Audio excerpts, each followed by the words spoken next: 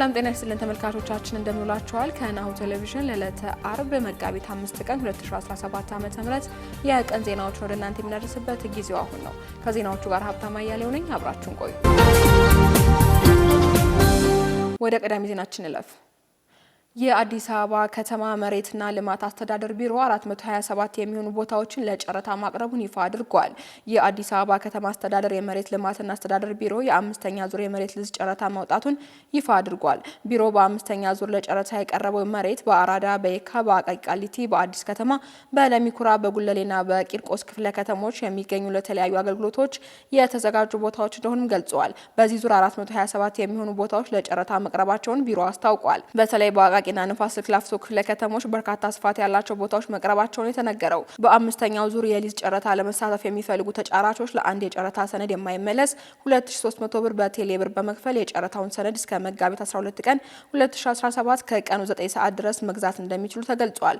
በሌላ በኩል ተጫራቾች ቦታዎችን በሚገኙባቸው ቦታዎች በመሄድ አጠቃላይ የቦታዎችን ሁኔታ በማየት ዋጋ ማቅረብ አለባቸው ተብሏል። አንድ ተጫራች በአንድ የጨረታ ዙር ከአንድ ቦታ በላይ መጫረት እንደማይችል ተገልጿል። ተጫርቶ ቢገኝ ከጨረታ ውጪ እንደሚሆን ተመላክቷል። ተጫራቾች የሚወዳደሩበት ቦታ ስፋት በመነሻ ዋጋ ተባዝቶ ከሚገኘው ጠቅላላ ዋጋ 50% የጨረታ ማስረከቢያ ዋስትና በባንክ ክፍያ ማስያዥ ወይንም ሲፒኦ ለየቦታ ኮድ ማስያዥ ይኖርባቸዋል ተብሏል። ይህ ሳይሆን ቢቀር ወይንም ከ50% ቢያንስ ተጫራቾቹ ያለምንም ቅድመ ሁኔታ ከውድድሩ ይሰረዛሉ ነው የተባለው። አንድ ተጫራች ሌላው በሰጠው ዋጋ ላይም ተንተርሶ ዋጋ ማቅረብ እንደማይችል ተመላክቷል። ሌላው ከአዲስ አበባ ውጪ ከሚገኙ ባንኮች ሲፒኦ ሲሰራ አዲስ አበባ ከሚገኙ ባንኮች ጋር በኔትወርክ የተያዘ መሆን ያለበት ሲሆን ይህም ሳይሆን ቀርቶ ችግር ቢፈጠር እንደማይጠየቅ ቢሮ አስታውቋል። በአማራ ክልል የአፈር ማዳበሪያ ከፍተኛ ዋጋ ጭማሪ የተደረገበት መሆኑን አርሶ አደሮች ገለጹ። ወደ ሀገር ውስጥ ገብቶ ለአርሶ አደሩ የተሰራጨ የሚገኘው የአፈር ማዳበሪያ ከፍተኛ የሆነ ዋጋ ጭማሪ ያለው ሲሉ የአማራ ክልል አርሶ አደሮች ተናግረዋል። በአማራ ክልል ደቡብ ወሎ ዞን የሚገኙ አርሶ አደሮችን ጠቅሶ የጀርመን ድምጽ ባሰራጨው ዘገባ የማዳበሪያ ዋጋ በቀናት ውስጥ ከፍተኛ የሆነ ጭማሪ ማሳየቱን አስነብበዋል። እንደ አርሶ አደሮቹ ገለጻም ከ15 ቀን በፊት የአፈር ማዳበሪያ ዋጋ 3770 ብር አካባቢ የነበረ ሲሆን አሁን ላይ ደግሞ 5988 ብር እየተሸጠ ይገኛል ብለዋል። ዋጋው ከእጥፍ በላይ መጨመሩን የሚገልጹት አርሶ አደሮቹ አቤቱታ የሚያቀርቡለት የመንግስት አካል ማጣታቸውንም ዘገባው አመላክቷል። አርሶ አደሮቹ አክለውም 658249 ሜትሪክ ቶን የአፈር ማዳበሪያ ወደ ሀገር ውስጥ ገብቷል ቢባልም አቅም ካላቸው አርሶ አደሮች ውጪ ማዳበሪያ ገዝቶ መጠቀም ከባድ ነው ይላሉ። አርሶ አደሮቹ ከማዳበሪያ ጋር ተያይዞ አሁን ባለው ዋጋ ገዝቶ ለመጠቀም ብዙሃኑ እንደሚቸገር ገልጸው አሁን የተፈጠረው የኑሮ ውድነት በግብርናው ዘርፍ ላይ ተጽዕኖ እያሳደረ እንደሚገኝ አክለዋል። የደቡብ ወሎ ዞን ግብርና መምሪያ ምክትል ኃላፊ አቶ ደመቀ በበኩላቸው የአፈር ማዳበሪያ ወደ አርሶ አደሮች ሲደርስ መንግስት ከፍተኛ ድጎማ ባያደርግ ዋጋው ከዚህ በላይ ሊጨምር ይችል ነበር ብለዋል። መንግስት ከፍተኛ የሆነ ድጎማ ተደርጎበት ነው ማዳበሪያ ዋጋ የቀነሰው እንጂ በአንድ ኩንታል ማዳበሪያ 10400 ብር ነበር 3779 ብር በኩንታል መንግስት ድጎማ አድርጓል ሲሉም አክለዋል። በኢትዮጵያ 3.5% የሚሆነው ህዝብ የኩላሊት ህመም ተጠቂ መሆኑን ጤና ሚኒስቴር አስታወቀ። አሁን ላይ ተላላፊ ካልሆኑ በሽታዎች መካከል አንዱ በሆነው ስር የሰደደ በኩላሊት ህመም የተጠቁ ያሉ ዜጎች ቁጥር እየጨመረ መምጣቱን የጤና ሚኒስቴር አስታውቋል። የሚኒስቴሩ መረጃ እንደሚጠቁመው በኩላሊት ህመም ምክንያት በዓለም ላይ ከ100 ሺዎቹ መካከል 24ቱ ለህልፈት ይዳረጋሉ። በፈረንጆች 2015 ላይ በተጠና ጥናት መሰረትም በኢትዮጵያ 3.5% የሚሆነው የህብረተሰብ ክፍል በኩላሊት ህመም እንደተጠቃ ያሳያል። ከኩላሊት ህመም አጋላጭ መንስኤ ጋር በተያያዘ አሁን ላይ በቂ መረጃ እንዲኖር ጥናት የተደረገ ሲሆን ጥናቱ ሲጠናቀቅ በበሽታው የተያዙ ዜጎች ቁጥርም ከዚህ ሊልቅ እንደሚችል ተመላክቷል። የኑሮ ዘይቤ መቀየር በተለይም ከፋብሪካ ታሽገው የሚወጡ ምግቦችን አዘውትሮ የመመገብ ልማድ መኖሩን በርካታ ዜጎችን ስር ለሰደደ የኩላሊት ህመም ተጋላጭ እንዲሆኑ አድርጓቸዋል ነው የተባለው። በጤና ሚኒስቴር የበሽታ መከላከልና መቆጣጠር መሪ ስራ አስፈጻሚ የሆኑት ዶክተር ህይወት ሰለሞን በበኩላቸው በመላው ዓለም የኩላሊት ቀን የተከበረ መሆኑን ገልጸው በጥቁር አንበሳ ሆስፒታልና በሌሎችም ቦታዎች የነጻ ምርመራና የግንዛቤ መፍጠር ስራዎች እየተሰሩ እንደሚገኙ ተናግረዋል። የኩላሊት ህመም አጋላጭ መንስኤዎች የእድሜ መግፋት፣ የአልኮል መጠጥ አብዝቶ መጠቀም፣ ከደም ግፊት፣ ከልብ ከስኳር ህመም መጠን መጨመር እንዲሁም ከደም ስር ቧንቧዎች ጋር ተያያዥነት ያላቸው በሽታዎች ኩላሊት ላይ ጫና እንደሚያሳድሩ አስረድተዋል። የኩላሊት ህመምን ጨምሮ ሌሎች ተላላፊ ያልሆኑ በሽታዎችን ለመከላከል ከአመጋገብ ጋር ተያይዞ ከፍተኛ የጨው መጠንን መቀነስ፣ የስኳርና የቅባት መጠንን ማስተካከል ብሎም የአካል ብቃት እንቅስቃሴ ማድረግ እንደሚገባም አብራርተዋል። ሸልመናል። ባንካችን አቢሲኒያ ለስድስተኛ ዙር የሸልሞ መርሃ ግብር ያዘጋጃቸውን ዘመናዊ የቤት መኪና፣ ማቀዝቀዣ፣ ብስክሌቶች፣ የልብስ ማጠቢያ፣ ላፕቶፖችና ስማርት ስልኮችን ለእድለኛ ደንበኞቻችን አስረክበዋል። አንደኛ ሆነ ባለመኪና ሆንክ ብዙ ደስታ ተሰማኝ። ሽልማቱ የደረሰኝ ፍሪጅ ነው።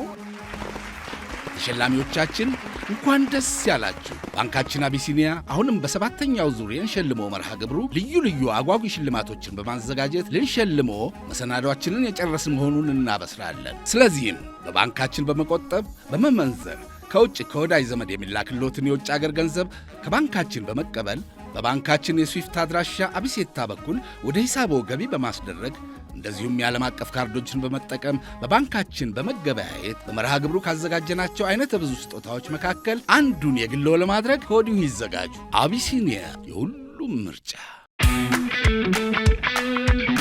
እነሆ የምስራች! የ10 አየር መንገድ የበረራ ትኬት ለውድ ደንበኞቹ በተቀላጠፈና አስተማማኝ በሆነ መንገድ እያቀረበ ያለው። በዚህም በደንበኞቹ የተመሰገነው ጉዞጎ አሁን ደግሞ ተደራሽነቱን በማስፋት ተጨማሪ ባንኮችን በማካተት ለውድ ደንበኞቹ የበለጠ አስተማማኝ ለመሆን ችሏል።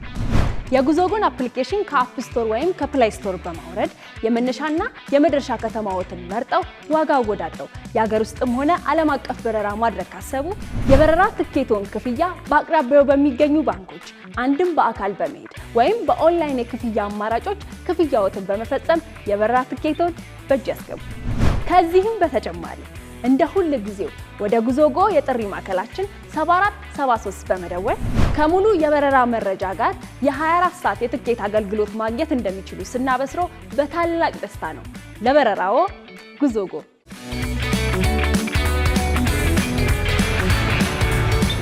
ወደ ውጭ ዜናዎች እናልፋለን። ፔንታገን ለፓናማ ቦይ መዳረሻ ወታደራዊ አማራጮች ላይ ዳሰሳ እያደረገ መሆኑን ባለስልጣናት ተናገሩ።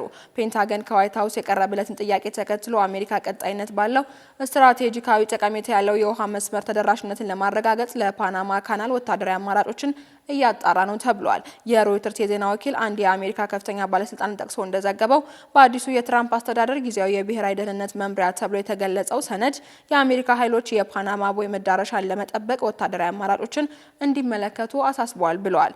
አሜሪካ እርምጃ ልትወስድ ትችላለች የሚለው ዘገባ የፓናማ መንግስት የዩናይትድ ስቴትስ ፕሬዝዳንት ዶናልድ ትራምፕ የስትራቴጂካዊ ቦይን ለመመለስ አማራጮችን እያጤኑ እንደሆነና ሉዓላዊነቷን በመጠበቅ ረገድ ፓናማ በጽናት እንደምትቀጥል ተናግረዋል። የፓናማ ውጭ ጉዳይ ሚኒስትር ጃቪየር ማርቲኔዝ አቻ ሐሙስ ዕለት ለጋዜጠኞች እንደተናገሩት ፓናማ ግዛቷን የውሃ መዳረሻዎቿንና ሉዓላዊነቷን በመጠበቅ ረገድ ጽኑ አቋም እንዳላት አረጋግጠዋል። የትራምፕ የፓናማ ቦይ መልሶ ለመውሰድ ተደጋጋሚ ዛቻን ተከትሎ በአሜሪካና በፓናማ መካከል ያለው ውጥረት እንደገና ተባብሷል። የትራምፕ አስተዳደር ባለስልጣናት እንደተናገሩትም አሜሪካ ወታደራዊ ደቡባዊ እዝ ከፓናማ ወታደሮች ጋር መስራት ወይንም ቦይን በውሃ ኃይል መውሰድን ጨምሮ በርካታ አማራጮችን እንደሚያስብ ተናግረዋል። በመጨረሻም የታይዋኑ መሪ ላቺንግቴ ባደረጉት ጠንካራ ንግግራቸው ቻይናን ታሪካዊ ጠላት በማለት ገለጹ። አዳዲስ የብሔራዊ ደህንነት እርምጃዎችን መውሰዷን ታይዋን የውትድርና ፍርድ ቤት ስርዓትን ወደ ነበረበት መመለስና ከቻይና ሆንግ ኮንግ የመጡትን የመኖሪያ መዘዘኞችን ማጠናከርን ጨምሮ ከዚህ የበለጠ ንቁ እርምጃዎችን ከመውሰድ በቀር ሌላ አማራጭ የላትም ብለዋል። አስተያየቱን ተከትሎ የቻይና ባለስልጣናት ታይዋንን ሰላም ጠልና ቀውስ ፈጣሪ ሲሉም ተችተዋል። ቻይና ራሷን የምታስተዳድረው ታይዋን የግዛቷ አካል አድርጋ ስትገልጽም ቆይታለች። ነገር ግን ታይዋን ራሷን ከቻይና ዋና ምድር የተለየ አድርጋ ነው የምታየው። ቻይና ለታይዋን መግለጫ ፈጣን ምላሽ የሰጠች ሲሆን የቻይና የታይዋን ጉዳዮች ጽህፈት ቤት ቃል አቀባይ ተገንጣይ ኃይሎች ቀይ መስመር ለማለፍ ከደፈሩ ቻይና ወሳኝ እርምጃዎችን ከመውሰድ በቀር ሌላ አማራጭ አይኖራትም ብለዋል። ሐሙስ ዕለት ከተካሄደው ከፍተኛ የብሔራዊ ደህንነት ስብሰባ በኋላ ለጋዜጠኞች በሰጡት መግለጫ ላይ የቻይናን የስለላ ስራዎች እያደጉ መሄዳቸውን ገልጸዋል። የታይዋን ባለስልጣናት ባለፈው ዓመት 64 ሰዎችን ለቻይና በመመለስ ክስ መስርተው ነበር። በታይዋን የቻይና ስለላ ቡድን ከ21 በ3 እጥፍ መጨመሩ የተነገረ ሲሆን አብዛኞቹ የአሁኑ ወይንም የቀድሞ ወታደራዊ ባለስልጣናት ናቸው ተብሏል። ቻይና በሰራዊቷ ውስጥ ሰርጋ ለመግባትና ለመመለስ የምታደርገውን ሙከራ ለመመከት የወታደራዊ ፍርድ ቤት ስርዓቱን ወደ ነበረበት ለመመለስ ማቀዷንም ታይዋን አስታውቃለች። ሁላችንም ከንግግሮቻችን ይልቅ ድርጊታችንን በትኩረት ለሚከታተሉ ልጆቻችን ስለምናወርሰው ነገር አብዝተን እንጨነቃለን። የጉብዝና ወራታቸውን ስለኛ በመድከም ያሳለፉልንን ሁሉ በማገዝ እነርሱን ለመካደም የምንዘረጋው እጅ ትላንት ያወረሱን የመልካምነት ፍሬ እንጂ ሌላ እንዳልሆነ እናሳያለን። አንዳንድ ጊዜ ካለን ላይ ማካፈል ብቻውን በቂ አይሆንም። ያለንን በመስጠትም እውነተኛ ደስታን መጋራት እንችላለን።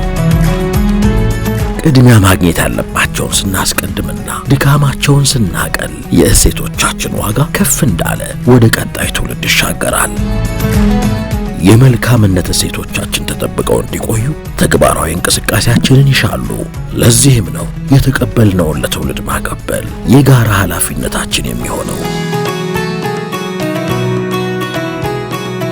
አቢሲኒያ አሚን፣ እሴቶን ያከበረ። ካሽጎ በየትኛውም ዓለም ሆነው በማንኛውም ሰዓት ለወገኑ የሚደርሱበት ፈጣን የገንዘብ መላኪያ ተከፈተሎ። ማስተርና ቪዛ ካርዶን በመጠቀም ከ5 እስከ 20 ዶላር የሚልኩበት አዲስ የገንዘብ መላኪያ መንገድ። ካሽጎን ለየት የሚያደርገው የትኛውም የገንዘብ ዝውውር በፍጥነት አገልግሎት ከመስጠቱም ባሻገር ለማንኛውም አገልግሎት ምንም አይነት ክፍያ አለመጠየቁ ነው። በአገራችን ታሪክ ገንዘብን ከውጪ ወደ ሀገር ቤት በማስተላለፍ በመተግበሪያ መልክ አገልግሎት መስጠት የጀመረው የመጀመሪያው ሀገር በቀል የገንዘብ መላኪያ ዘዴ ካሽጎ ከ4500 በላይ ባሉ የባንክ ቅርንጫፎች አገልግሎት እየሰጠ ይገኛል። ገንዘቦን በሰኮንዶች ልዩነት ውስጥ ይፈልጉ በአካውንቶ ወይንም በእጆ ቆጥረው የሚወስዱበት ልዩ ዘዴ።